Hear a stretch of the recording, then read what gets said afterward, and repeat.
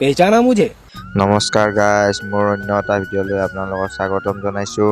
আৰু গাইজ আজি ৰাতিপুৱাৰে পৰা পুৰা বৰষুণ দি আছে।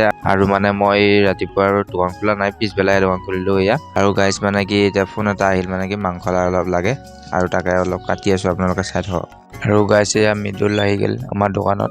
আৰু গাইজ এয়া কাষ্টমাৰ দেখা পাইছে আপোনালোকে, কাষ্টমাৰ 3জনমান একেলগে আহিছে মানে। আৰু এতিয়া মানে মই মাংস কাটি আছোঁ, আপোনালোকে চাই থাকক। এয়া ভাল কৰি আছোঁ ব্ৰইলাৰটো। আৰু গাইজ এয়া মই কাটি কিনে এতিয়া পেক কৰি আছোঁ কাষ্টমাৰক দিবৰ কাৰণে। আৰু ইফালে আছে মৃদুল, ভকত দা আছে ইফালে, আৰু লগৰ 2জনমান।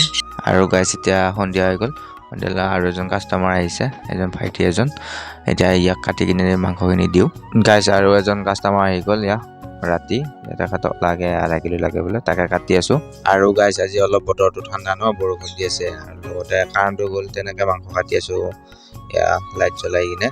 আৰু এজন খুৰা আহি গ'ল আমাৰ। अच्छा ठीक है। আৰু গাইজ এতিয়া আমি দোকান বন্ধ কৰোঁ। আৰু যদি ভিডিঅ'টো ভাল পালে লাইক কমেণ্ট শ্বেয়াৰখিনি কৰি দিব আৰু ছাবস্ক্ৰাইব কৰি দিব। Bye bye guys.